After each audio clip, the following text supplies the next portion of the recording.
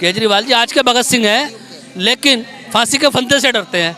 Vote तो हमने केजरीवाल को दिया था, कांग्रेस को तो हमने नकार दिया। अगर केजरीवाल जी बीजेपी में चले जाते हैं तो उन पे लगे हुए भ्रष्टाचार के सारे दाग धुल जाएंगे। एक मिनट सुनिए, अगर एक कीड़ा क्यों नहीं रहता? अगर एक कीड़ा गंदी नाली में रहता है, के गले से निकाल के बीजेपी में क्यों डाल रहे हैं? गंदे नाले से निकाल के आप बीजेपी में डाल के साफ कर देते हो। भाग गए, वो भाग गए धर्म का विरोध करने वाले। उनसे जितनी मर्जी दूर भाग ले केजरीवाल जी, कानून के हाथ इतना लंबा है, तुम्हें नीचे से भी निकाल देंगे जमीन में।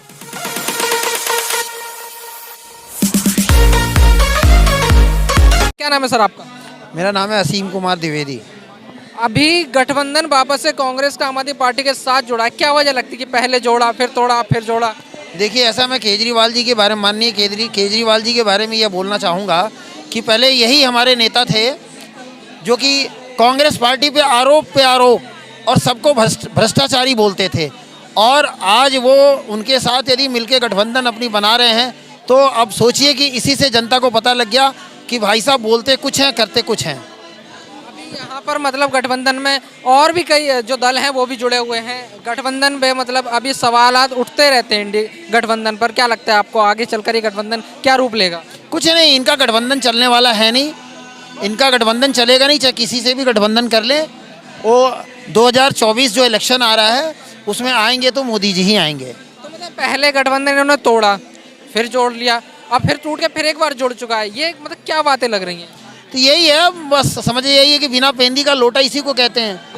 बिन पेंदी का लोटा इसी को कहा जाता है, हिंदी में मुहावरा है, कोई बुरा ना माने। बिन पेंदी का लोटा कभी उधर गिर जाएगा, कभी इधर गिर जाएगा, तो इसलिए बिन पेंदी के लोटाओं से भैया मैं क्षमा चाहता हूँ, मत बोलिएगा आप। सर आपका क्या नाम है? मेरा नाम संजय है। आम आदमी पार्टी वापस से कांग्रेस का गठबंधन में आ गई है, इस पर आपका क्या कहना है? गठबंधन कर लिया आम आदमी पार्टी और कांग्रेस ने फिर से दोबारा, जी जैसे पहले क्या था दिल्ली में जब चुन के आए थे ये। अच्छा, तो इसका मुझे जानकारी नहीं है, आपके माध्यम से जानकारी मिल रही है। तो ये तो रामलीला मैदान से आए थे कसम खा के कि दिल्ली में परिवर्तन करेंगे।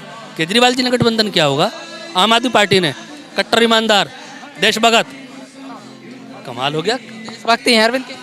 हाँ, ये देशभगत नहीं है, भगत सिंह है आज के।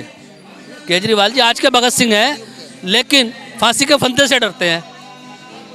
जो मुख्यमंत्री ईडी की जांच में शामिल तक नहीं हो रहा, वो अपने आप को भगत सिंह बोल रहा है। हमारे भगत सिंह जी ने तो फांसी का फंदा चूम लिया था देश की आज़ादी के लिए, और ये भ्रष्टाचार की आज़ादी के लिए ईडी के दफ्तर तक नहीं जाते।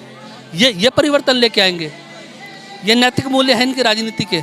उस कांग्रेस से गठबंधन करके मैं तो हैरानी हो रही है सुन के, सच में मुझे हैरानी हो रही है सुन के कि कांग्रेस के साथ उस केजरीवाल ने गठबंधन कर लिया जो कहता था कांग्रेस से न गठबंधन करूंगा, न गठबंधन दूंगा, न समर्थन लूंगा, न समर्थन दूंगा। वो केजरीवाल अपने उन संवैधानिक मूल्यों को भूल गया राजनीति के, और कांग्रेस के साथ गठबंधन करके बैठ गया। हैरानी होती है ऐसे दोगले नेताओं को, ऐसे दोगले नेताओं का चरित्र देख के वास्तव में हैरानी होती है। ये तो हमारे दिल्ली के 3 करोड़ जनता के जनमत का अपमान है। वोट तो हमने केजरीवाल को दिया था, कांग्रेस को तो हमने नकार दिया। जब हमने कांग्रेस को नकारा, केजरीवाल को चुना, तो वो केजरीवाल कांग्रेस के साथ गठबंधन करके बैठा है। कल को तो लालू के साथ भी गठबंधन कर लेगा, तो क्या दिल्ली की जनता लालू को वोट दे देगी? केजरीवाल कल को तो असदुद्दीन ओवैसी से भी वोट कर लेगा, गठबंधन कर लेगा, तो क्या दिल्ली की जनता असदुद्दीन ओवैसी को वोट डाल देगी? हमने डाला भैया, बिल्कुल भी। हम तो राष्ट्रवादी लोग हैं, सनातन की विचारधारा को रखते हैं। जो हमारे राष्ट्र को मानेगा, जो हमारे राम को मानेगा, हम उसके साथ खड़े हैं। अगर राम को तुम काल्पनिक बताते हो, सुप्रीम कोर्ट में जाते हो मेरे राम को लेके, वो केजरीवाल उस पार्टी से गठबंधन कर रहा है जो राम को लेकर सुप्रीम कोर्ट में लड़ाई लड़े और कह रहे थे राम काल्पनिक है, राम का तो अस्तित्व भी नहीं है। केजरीवाल जी, ये दिल्ली की जनता आपको माफ़ नहीं करेगी। आपने उन लोगों से हाथ मिलाया है जो राम को नहीं मानते, राम जी के प्राण प्रतिष्ठा के समारोह में निमंत्रण मिलने के बावजूद भी नहीं जाते, वो कांग्रेस। तो अब तो हनुमान चालीसा करा रहे हैं दिल्ली में। तो हनुमान चालीसा करने से क्या केजरीवाल के भ्रष्टाचार के पाप समाप्त हो जाएंगे? हनुमान जी तो उल्टा सोटा लेकर मारते हैं ऐसे लोगों को, भ्रष्टाचारियों को। और हम तो हनुमान जी का भगत है, हम तो केजरीवाल को तिहाड़ जेल के दरवाजे तक छोड़ के आएंगे। समझ रहे हो? 4 मंत्री केजरीवाल जी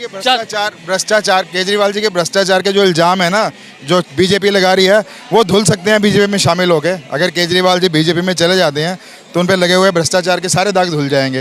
बीजेपी तो वॉशिंग मशीन है। बताइए। देखिए अभी भाई साहब ने कहा अगर वो जो भी पापी लोग हैं, जो भी भ्रष्टाचार लोग हैं, अगर बीजेपी में आते तो उनके पाप धुल जाएगा। अभी इन्होंने बोला कि क्योंकि बीजेपी तो राम भक्त है, पूरे वर्ल्ड में फेमस है राम भक्ति की, तो वो लोग धुल जाएंगे, उनके पाप धुल जाएंगे। बहुत अच्छी बात है, इससे बढ़िया बात क्या है? अगर नास्तिक भी आस्तिक बन जाए तो क्या फर्क पड़ता है? मैं तो ये कहना चाहता हूँ कि ऐसे लोग आगे आए जो राम भक्ति पे अपने गुणगान करें, हनुमान जी की जय जयकार करें। क्यों? हनुमान ऐसे एक थे जो आज तक अमर है और रहेंगे सृष्टि के अंदर, ना अंत है ना अंत होगा उनका। पर यह है वो कहते हैं ना, हनुमान जी का लोटा ठंडा वो बहुत करारा पड़ता है जिसके पीठ में पड़ता है, पर लोग भूल जाते हैं। थोड़े दिन के अंदर ये मस्त मौजी में रहते हैं, जब उनका लट पड़ता है, ईश्वर का जब लट पड़ता है, तब वो हाय माँ याद करते हैं, उसके पहले माँ को याद नहीं करते। तो मैं ये कहना चाहता हूँ, राजनीति में जो धर्म में जो राजनीति लोग कर रहे हैं, उनको थोड़ा सोच समझ के विचार करना चाहिए। काम के ऊपर राजनीति करो आप, किसने कितना काम किया और कितना काम करने में सक्षम था। वो कहना है, कहते हैं सब रब का है और रब सबका है, तो ये इक्वल हो जाता है ना कि भाई जो पाप कर रहा है, ठीक है, और वो जाके गंगा नहा ले तो उसके पाप धुल जाएंगे। अगर ये वाले विचारधारा से हम पाप करते चले गए और जाके गंगा नहा लिए, तो मतलब आप मानते हो कि ये बात से मतलब सच हो जाएगा सब कुछ? हाँ, इनसे या तो इनसे जवाब ले लीजिए या मेरे से बात कर लीजिए। नहीं, इनसे जवाब ले लीजिए या मेरे से ले लीजिए। नहीं, जो प्रायश्चित का रूल है वो रूल होता है ना कि मैं आज अगर मैंने पाप किया है और मैं इसके बाद इस पाप का भुगतान करता हूँ उस चीज़ से कि भी मैंने जो कुछ इससे पाप से अर्न किया वो मैंने दान कर दिया और आज के बाद मेरे पास कुछ नहीं है, वहाँ तक प्रायश्चित बहुत अच्छा होता है। लेकिन जब आप फंसने लगते हो और आप झट से बीजेपी में घुस जाते हो तो आपके पाप धुल जाते हैं। इसका मतलब कि आपने वो पाप बंद कर दिए हैं, इसका ये मतलब कह रहे हैं? देखिए मैं इनको कह रहा हूँ, पापी रहेगा। कहते हैं गंदा, एक मिनट सुनिए, अगर एक कीड़ा गंदी नाली में रहता है, क्या वो करप्शन नहीं कर रहा है? नाली से बाहर निकालो कीड़े को, आप देखें फिर वो गंदी नाली में चले जाएगा, सुधर नहीं सकता। तो हमारे बीच में भी ऐसे कीड़े हैं। तो गंदे नाले से निकाल के बीजेपी में क्यों डाल रहे हैं? गंदे नाले से निकाल के आप बीजेपी में डाल के साफ कर देते हो। दोगले इंसान है, इससे बात ये पूरे दोगले इंसान है। इनको हमेशा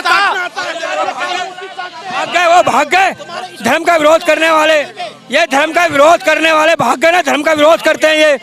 इसीलिए मैं कहना चाहता हूँ, ये जिस थाली में खाते हैं उसमें छेद करते हैं। उस प्रधानमंत्री को भूल गए, गरीब परिवार से उठ के आया है और पूरे विश्व में झंडा फैला रहा है, हिंदू सनातन धर्म का झंडा फैला रहा है। उसके बारे में गलत बोलना, ये ऐसे अधर्मी लोग हैं जिनकी भर्त्सना करें हम वो भी कम है। ऐसों का अंत करने के लिए कलयुगी महाराज जी फिर अवतार ले रहे हैं, कलगी अवतार ले रहे हैं। इनका अंत होगा, पापियों का अंत होगा, फिर राम राज्य आएगा और बनेगा, हमारा राम राज्य रहेगा। धन्यवाद। ईडी का समन बार बार अरविंद केजरीवाल के पास जा रहा है, लेकिन वो फिर भी नहीं जा रहे हैं। देखिए आप केजरीवाल बात करते हैं ना, केजरीवाल वो बेपैंदे का है, जो कहता था उसने पूरा नहीं किया आज तक, दिल्ली वालों को धोखा दिया। अब ये जो किसान भी बैठे हैं ना, उन्हीं के सह से बैठे हुए, क्योंकि मुख्यमंत्री तो वहाँ का है। जो मुख्यमंत्री बनने पहले उसने कहा था एमएसपी मैं दूंगा किसानों को, सारी की सारी मैं पूर्ति करूँगा। कहाँ गई वो एमएसपी? क्यों को उसने पंजाब से खुला छोड़ दिया उनको आगे अव्यवस्था फैलाने के लिए। केजरीवाल कानून से जितनी मर्जी दूर भाग ले, केजरीवाल जी कानून के हाथ इतने लंबे है, तुम्हें नीचे से भी निकाल देंगे ज़मीन में। अगर आप ज़मीन के अंदर भी छुप जाओगे ना, तो आपको वहाँ से भी बाहर निकाल के आपको जेल जाना पड़ेगा, क्योंकि आपका जो गरीब जनता का पैसा खाया आपने और जो आलीशान महल बनाया है, इसका जवाब जनता को देना पड़ेगा। और जो आप विवाद फैलाते हो, केजरीवाल ने धार्मिक उन्माद बहुत फैलाया है। जिस कांग्रेस को बदनाम करता था, आज उसकी गोद में बैठा हुआ है। शर्म आनी चाहिए दोनों पार्टियों को, मैं कहना चाहता हूँ। और जनता को भी कहता हूँ, ऐसे लोगों से सतर्क रहे, ऐसे लोगों को फिर जीत के ना आने दे, जिससे गरीबों का भला ना हो। हमें उन व्यक्तियों को लाना चाहिए जो आप गरीब का भला करते हो और गरीब के उत्थान के लिए आप जीते मरते हो।